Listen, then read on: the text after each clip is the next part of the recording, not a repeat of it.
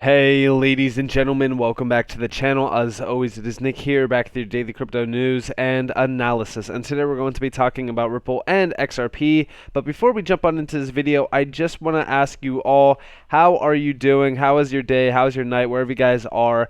We've been watching a few tokens. We've been looking at QNT. We've been watching Casper breaking out. There's been a ton of altcoins making some solid gains. And I really do hope that a lot of you have been along with me on this journey and really kind of looking at some of these tokens that are extremely undervalued, not only just XRP, because at the end of the day, listen, although XRP is very bullish, we should not just be all in on one token. And, diversity is key, especially in this market, in my opinion. So let me know what you guys think of some of the moves on some of these altcoins. Maybe you guys are holding an altcoin that I have not talked about and it's doing very well. Drop it down in the comments below, and also hit that like button if you guys have been enjoying the content recently. But with all of that in mind, let's jump in on this article. Now, this is a News Plus. I don't actually have an account with the block, but if you wanted to sign in, you can get a little bit more in-depth on this. But we do see September crypto VC roundup funding slightly increased from previous month. Venture capitalists invested about $2.3 billion in crypto startups in September, slightly more than the previous month. More than 20 new VC funds launched in September as well, and they do include a few here. What's very exciting about this is that we will most likely see a lot more money flowing into crypto around the VC area once we do see regulations.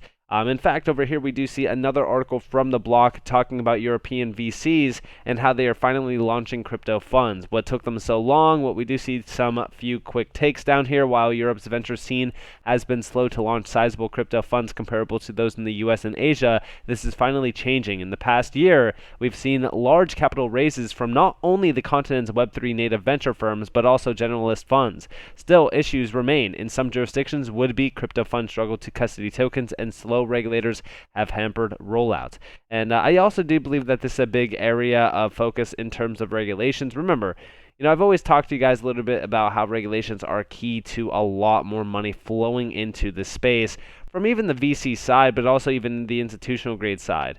And I think that when we, talk about the future around this market, it's getting very exciting because we have seen a lot of things happening around Europe. In fact, I love to see them mention the MiCA bill down there. We do see, I think we're ahead in Europe versus the US with MiCA coming to the market in 2024, but in the US, it's still state by state. It's going to provide clarity for investors, and in the coming years, that's going to be our competitive edge. And if you guys did miss it, yes, the European Parliament passed its Markets in Crypto Assets Regulation Bill, which is MiCA, and this is going to aim to bring digital assets under the wing of institutional regulation across the bloc. And this is going to be pretty large, and it is going to be ushered in around 2024.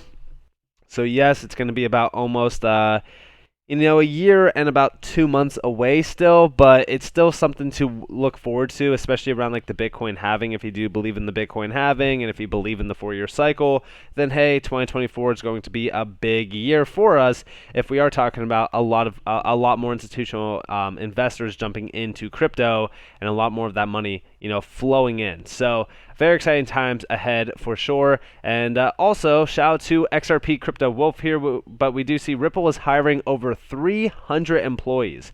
I've always talked about Ripple and how incredible they are in terms of the growth proposition that they are putting into this market.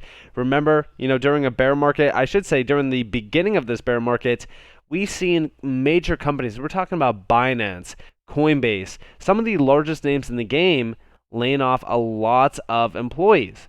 Well, what was Ripple doing? Well, Ripple was not only spending massive amounts of money to fight the SEC, but they were also hiring a ton of employees. And here we have, want to work at Ripple, they are hiring over 300 employees. This is pretty crazy. And we do see a little bit of some of the few takes down here in terms of the SVP of engineering talking about weathering the crypto winter and how his company products aim to expand financial inclusion in underserved markets. And then down here we do see some of the discussions around regulatory clarity in the US leads him to suggest new crypto entrepreneurs set up overseas, and it is driving Ripple's hiring decisions, which is most likely the case. But those 300 jobs are something very special, and we do see some of the details added down here. Ripple's new hire will be part of the company's design and marketing team managing the company's website. That person will be responsible for guiding technology decisions and implementing different strategies. The job opening says the candidate must have deep knowledge of web development. On top of this, he or she should be a strong leader and communicator who will be capable of spearheading an in-house of front-end developers. So we'll most likely see a lot more happening around Ripple instead of just XRP in this area, but it is still very exciting. And also remember, a lot of these major positions that are open on Ripple are also playing into liquidity, on-demand liquidity corridors, CBDC development and adoption, planning, all that kind of stuff. There's a ton of big use cases open on, or I should say, open for discussion around a lot of these major, roles that these employees are essentially being hired for. We could speculate all day on what they will essentially lead to, but they are in some very lucrative areas around the world in some of the major countries, and it is very exciting to see them continuously hire, continuously grow, and ultimately become a massive global fintech giant.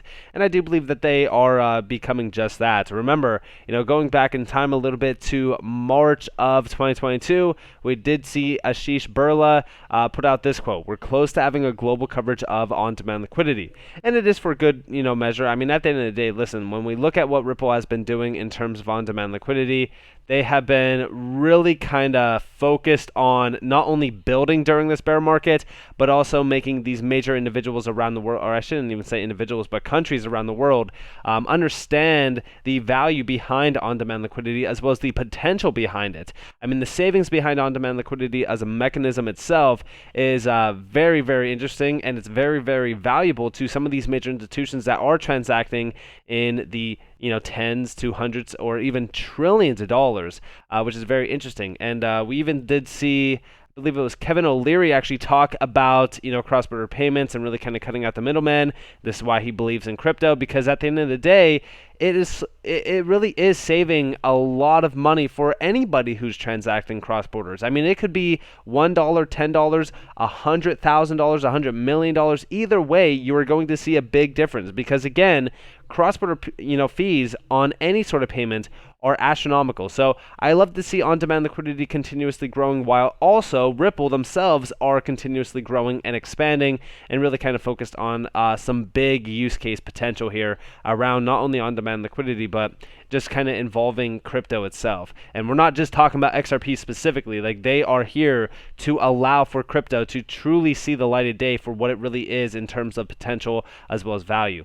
And also, talking about XRP specifically, we did see over here 572 million XRP transferred as coin loses 0.5 level, aka the 50-cent level.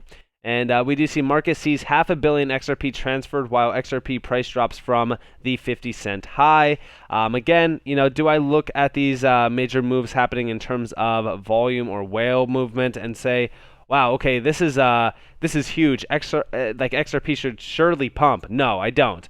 Just so that you guys know, when we look at Whale Alert, it's not like to be taken seriously in terms of, okay, well, we're seeing a massive amount of XRP being moved, so we should see a pump, right? It shouldn't be seen like that. This is just whales moving massive amounts of XRP. That's the interesting thing about this. It's not so much, okay, what is XRP's price action going to be after this? No, it's more so we have whales moving massive amounts of XRP. And we do see Whale Alert Crypto Tracker notice 13 massive transactions moving lumps from 22 million to 40 million XRP between wallets located on top of centralized exchanges, such as Ripple's on-demand liquidity partner, Bitso, Bitstamp, Binance, Bittrex, etc. And however, 3 transactions here stand separately since their size is enormous, 122 million, and 2 transfers of 100 million each. It seems that investors have been redistributing their XRP stashes and possibly selling some of them after XRP began going down earlier this week. And of course, you guys do see these 2 major ones here. And we also do see down here XRP loses important 50-cent price level. And yeah, we were really kind of looking at XRP's price, and we were talking about where we could see it. I actually have been looking at 32 cents to 38 cents being a possibility. Of course, I will settle in on about 40 to 45 cents. I think that that's a fair level. But if you did want to wait a little bit, maybe you could see, a stink bid being hit. But again, I do look at XRP as undervalued, under 50 cents all day. I think that's a big area to focus on, and I do think that XRP going forward, it's going to play a very large role in not only the new financial system, but also revolutionizing fintech and just the finance world itself for what we know of it today. So very exciting, but also I want to share with you guys something else, and that is this. Pentagon believes crypto is a threat to national security. Now, I thought that this was actually very interesting. We've been focused on crypto, right? And the funny thing about crypto is that it's very scary for these big banks and these massive institutions. You know what I've always said about XRP and what I've always said about Ripple is the fact that they are playing a very, very scary game. And what is that scary game? Well, they are essentially playing against the big banks, the big monopoly system that our government essentially has built, upon us, and that is the banking sector. The banking sector is controlled by the elites. They have their hand in the pot every which way. We've seen a lot of, we really kind of seen a lot of light being shined in on these specific topics when we were looking at stock market manipulation as well around the global elites. And I do believe that they have their hand in the pot on a lot of things in terms of the banking sector, and I think that this is what worries them so much about Ripple and XRP, because ultimately DeFi itself and crypto is taking power away from the elites and the middlemen that are essentially siphoning massive amounts of money away from the banking sector, from these astronomical fees that they are charging on cross-border payments, transactions, you name it. So again, they're playing a big role here, and I do believe that crypto is also playing a big role, and that's why we are seeing a major threat being put on crypto, and these crazy headlines and these ridiculous titles. It's just comical to me. But we do see from the Washington Post, which is mainstream media, Pentagon launches effort to assess crypto's threat to national security. We do see up here, per the Washington Post, the military's innovation unit is launching an investigation on how cryptocurrencies can be used as a threat to national security. Defense Advanced Research Project Agency is currently attempting to develop tools to decipher crypto inner works in the attempt to predict the crypto market. This is very interesting to me. And we do see a few things up here in terms of like terrorists, war criminals, all that kind of stuff. Again, when we really kind of look at crypto, it's always something. We always see something coming up out of the woodwork in terms of these like very flashy headlines. And we do see Pentagon launches effort to assess crypto's threat to national security. New project is part of the U.S. government's wider crackdown on illicit use of digital assets, which, hey, I welcome this. I think that this is also another major step in the case for regulations and things like that. I do think that there is some, illicit use of crypto, but ultimately, I mean, like, we know that most of the use of crypto is for, crypto-driven products and, and things that just are being offered in terms of like the NFT space, the metaverse space, things like that. And we do see a few little breakdowns here. The program underway here involves mapping out the cryptocurrency universe in some detail. Program manager with the agency said in an interview with the Washington Post, beyond fighting illicit finance, the office aims to use the data for insights into dynamics shaping traditional financial markets where detailed information is harder to gather. And yeah, I mean, like, this is very interesting, not only for, crypto, but also like even the traditional markets as well. And I think that this is very interesting. Let me know what you guys think about this down in the comments below, because I thought that this was a very interesting article, just kind of talking about some flashy headlines here and putting a title on crypto that I haven't seen in a while. I mean, we talked slightly about stablecoins. I remember when the Luna situation did happen, and we did see, I think it was Senator Yellen, or Secretary Yellen, come out, and she was basically saying, stablecoins pose a big threat to the financial system. And then they backtracked it, like, I think it was like 48 hours later. But this is very interesting to me. I think that this is something to look at. I think that around like the government itself, they are putting these crazy titles on crypto just to kind of create buzz, create, scare tactics or something like that.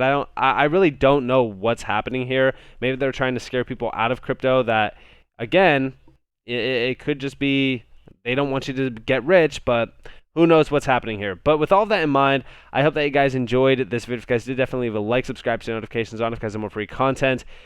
You guys are more than welcome to follow me on Twitter and join the free Discord down in the description below. As always, up to you all. Have a beautiful day, beautiful night, wherever you guys are in this beautiful world. That's been Nick. Peace out, guys.